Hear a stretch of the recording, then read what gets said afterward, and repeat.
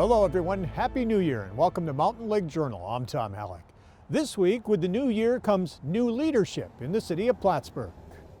Chris Rosenquest was sworn in on Friday as the new mayor, and he sits down with us this week along with Town Supervisor Michael Cashman to talk about the new era they hope to usher in, pledging to work together to resolve issues that in recent years have strained relations between the city and town.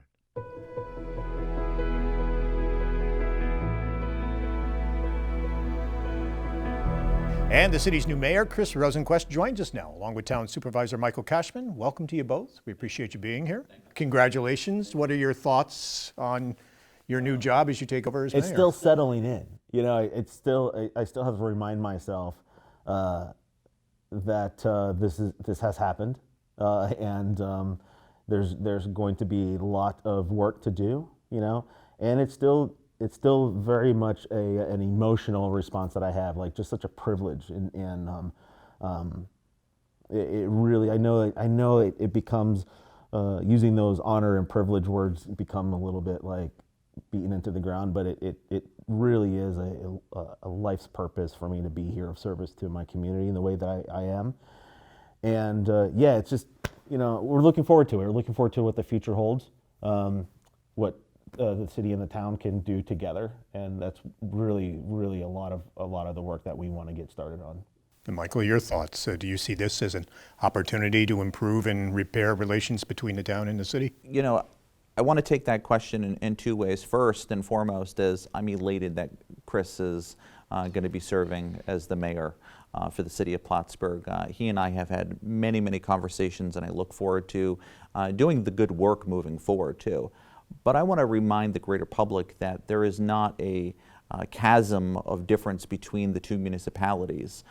There has been a challenge in personalities over the last 4 years, but I'm confident that conversation, you know, that's focused on you know, real communication will bring about lots of collaboration and even compromise when it's needed. Chris, what are your first priorities? What do you tackle first on day one? First and foremost, building a real solid and sound relationship with our city employees and our city management. I think that you know, even during the campaign and even now, it's needed and wanted, and there needs to be a level of communication that's established, open communication, transparency, and trust. And really starting to build the foundation for that moving forward. That 100% is my number one priority, because without that team of people, without that team of experts, where are we going to go? Like, what are we going to do? There's not much available to our community without that. Certainly, the most top priority is this relationship and figuring out, one, what's the next phase of all of the concerns and litigation and you know, the communication breakdowns that have happened over the last several years.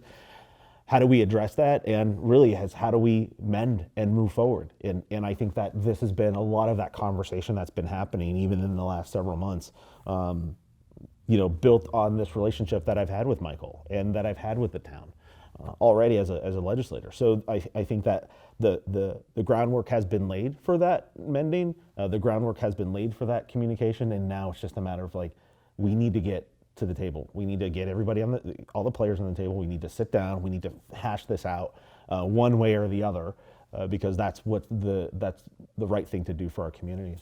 Michael, the town has seen a significant loss in tax revenue during the pandemic, with the mall shutting down, businesses throughout the town in Clinton County shutting down for several weeks, the loss of the Canadian dollars coming across, the border closed to non-essential traffic since March. How many tens of millions of dollars did the town in Clinton County lose in tax revenue this year? You know, it's a complicated question from the standpoint of, I think it's going to take us some time to find out what the true bottom dollar of the impact is. I'm most concerned about the first quarter in 2021. Many of our small businesses and local businesses in our community, that first quarter is tough enough. You know, to have to be doing things with a reduced footprint because you're using social distancing norms and curbside pickup, etc. the fact of the matter is the Canadian dollar here in Clinton County has a significant impact. I mean, we don't just adore our Canadian neighbors for the relationship that they have in the manufacturing area and the tourism. It's a complicated relationship that those dollars translate into sales tax.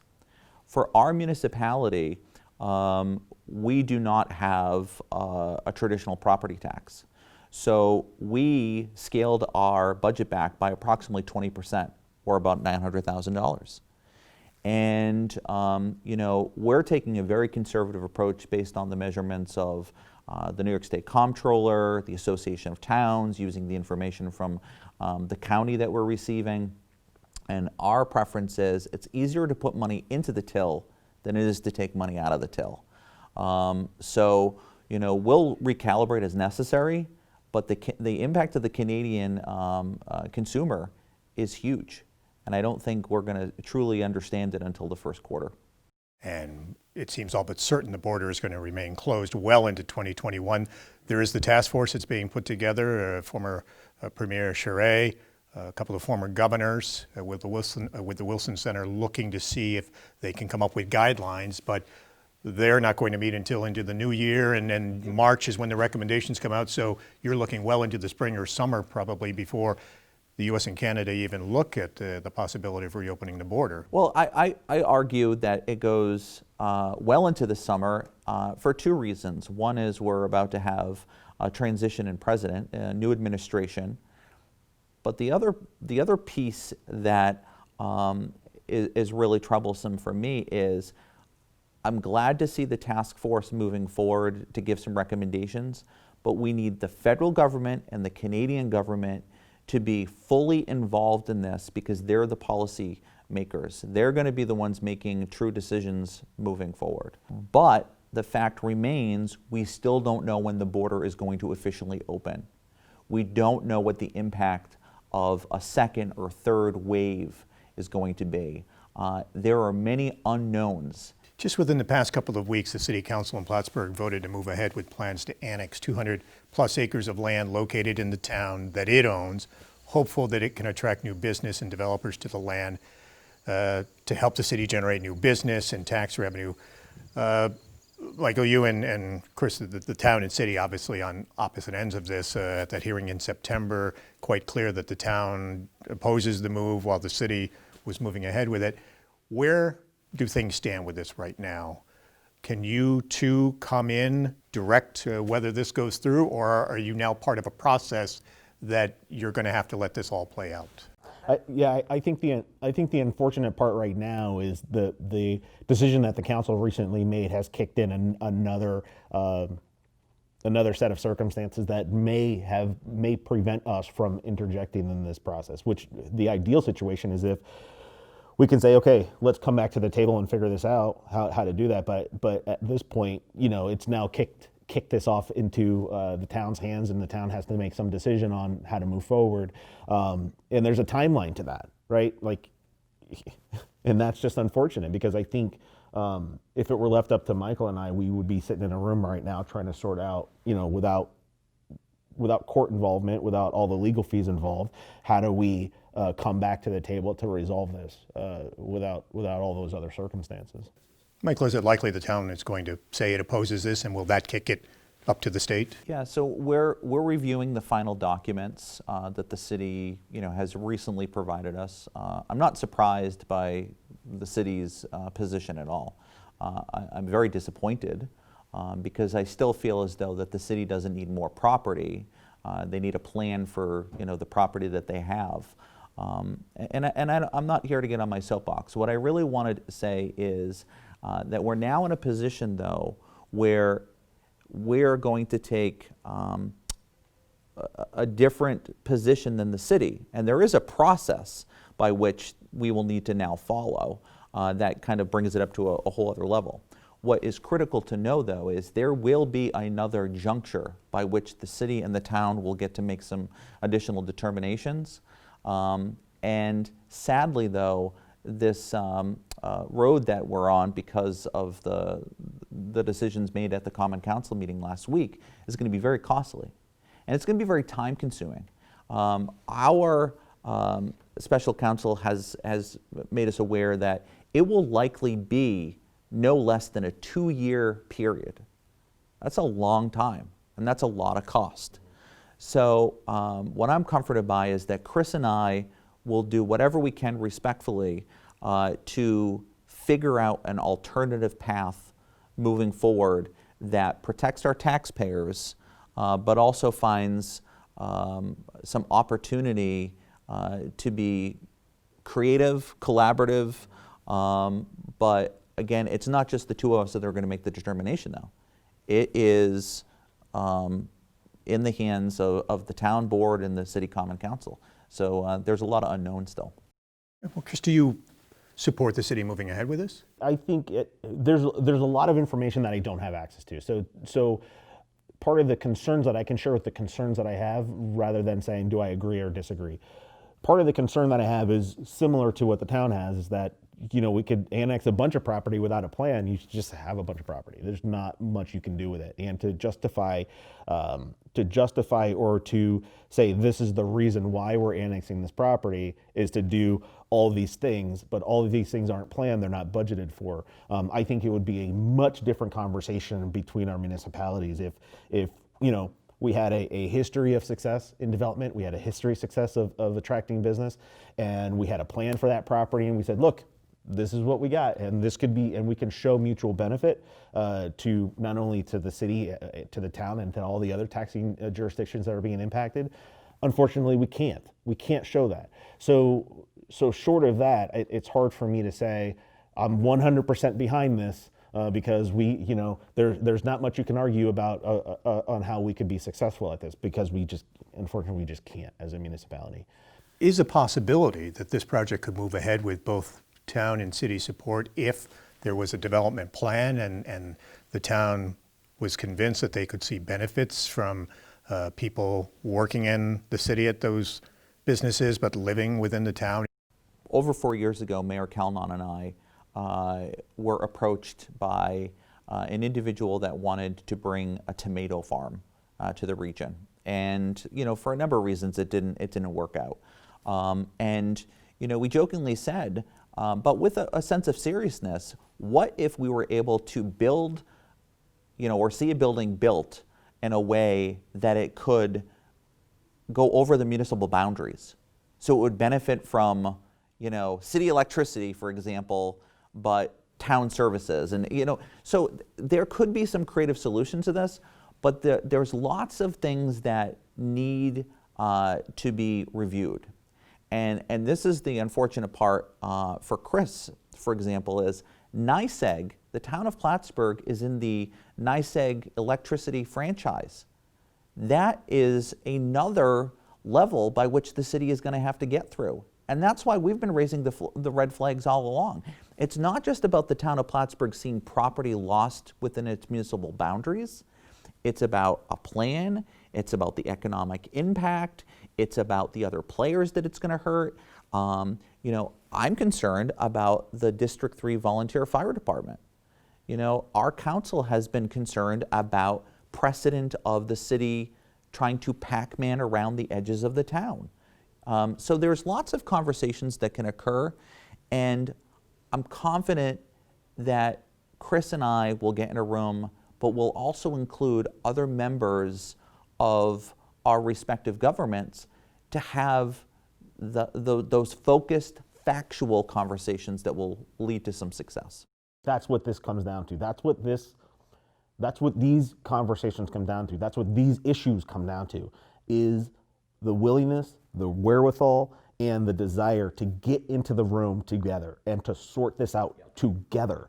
Not just Michael and I coming up with a grandiose plan and then patting each other on the back saying, we did it, but getting our experts in the room, getting our boards in the room, and figuring this out together, not just individually. And it is going to be a creative conversation, and a creative conversation as well, and it needs to be. And when you talk about cooperating in shared services, are there new areas to explore and consider? I would say not only are there new areas, but there are current areas that we can even enhance. And that goes back to let's have a creative conversation, let's have a collaborative conversation, let's get our experts in the room, and so that they can also help shape and form these conversations. At the end of the day, I think Michael and I can sit here and say, here's how we're going to solve this and here's how we're going to solve that. But without pigeonholing ourselves into one type of solution, the ultimate goal is to, work together. And I think that we both know that. We both know the importance of that. We share a hashtag, 2 Bergs, 1 Tone. And that is the 2 Plattsburghs working together to share the same vision, to share similar visions, without trying to discount the town's efforts or to discount the city's efforts, but to look at how do we combine our forces in such a way that we become a regional powerhouse or a regional conversation for how do we grow. And I think that's the fundamental goal that we're trying to sort out. And there are roadblocks. There's roadblocks right now that we're going to have to get out of the way. There will be roadblocks in the future that we're going to have to work through. But both Michael and I understand that. Let me ask you about one of the roadblocks, the lawsuit over the former Falcon Seaboard plant. Can you two settle that, or is that not that simple? Can you simply not say, let's drop this lawsuit and move beyond this and try to find a resolution? Is it that simple, or is now that it's in the courts and it's studied up legally, is this something that has to play out? I can answer that one pretty simply. The town of Plattsburgh has already taken the position that if the city drops its lawsuit, we'll drop ours. And we'll move forward. I mean, the amount of money that's been spent on this, unfortunately, due to the city activating the original lawsuit, that is really frivolous. I mean, it goes back to, and Chris has heard me say this before, I mean, it goes back to some original agreements back in 1992. I was 12 at the time. I mean, this is old problems with lots of old history. Chris and I need to understand the past, but we're focused on the future. And the lawsuit doesn't help us. So have you had the conversation, though? Or do you think you will be able to drop the lawsuits? I'm not a legal expert, so I can't come in the room and say, yes, we're going to drop it. I don't know, right? Like, that is the challenge of this. That is the challenge of my current position as well, is even in a transition, I don't know all of the nuances. So for me to just come in on January 1 and say, Michael, we're going to drop this, that's not realistic.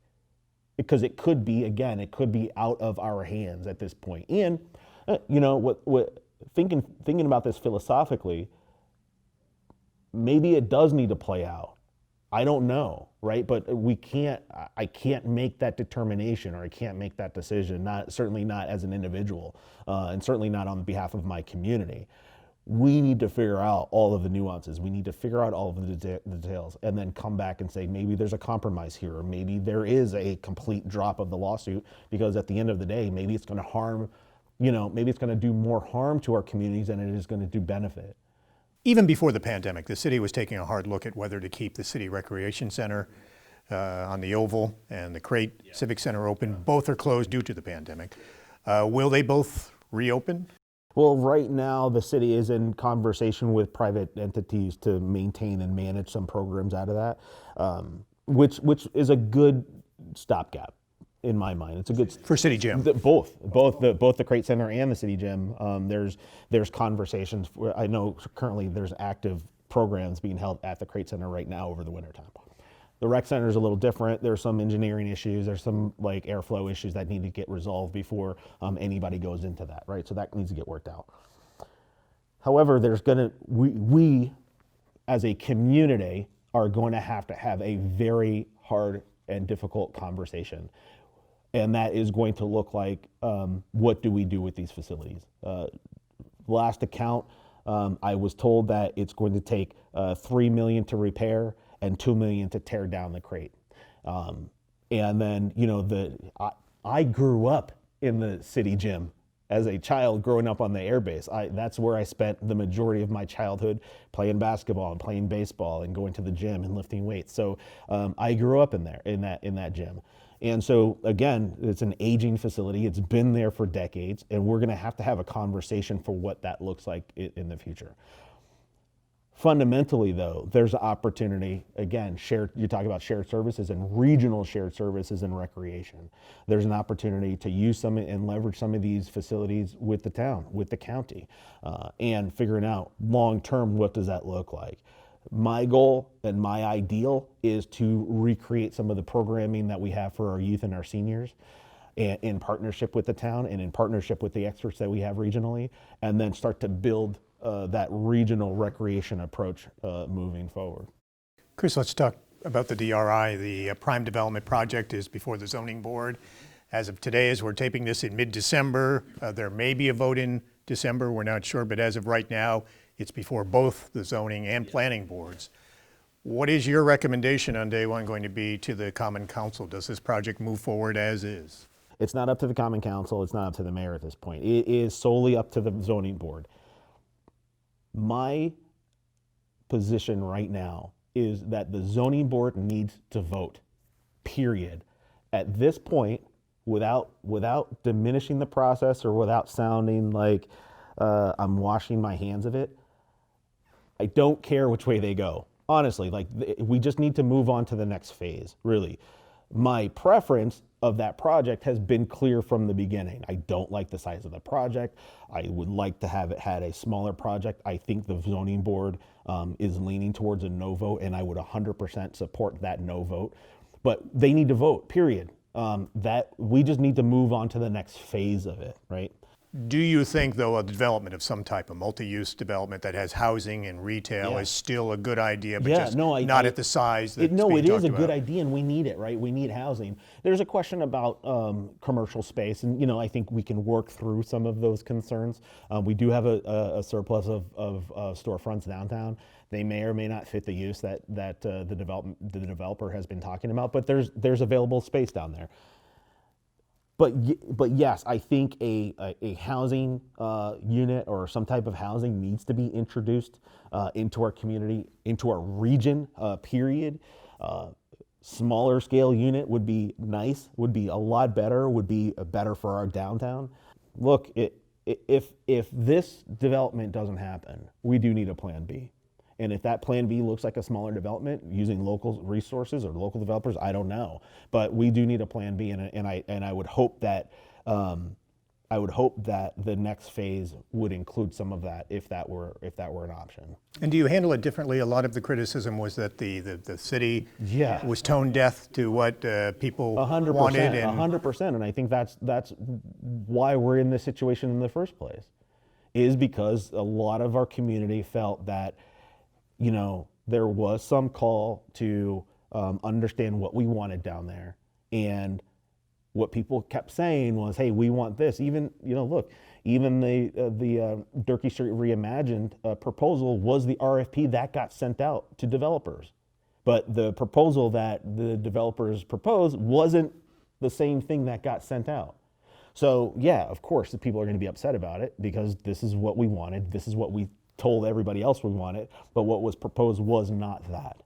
And so there was not a lot of transparency. Even I still don't understand where the breakdown happened. I still don't understand, like, hey, this is what we sent out, but this is what got proposed. Wait, what happened there? And why didn't people advocate for, no. You saw what we wanted. This is what Durkee Street Reimagined. We wanted a smaller scale building. So how are you going to come back with this thing?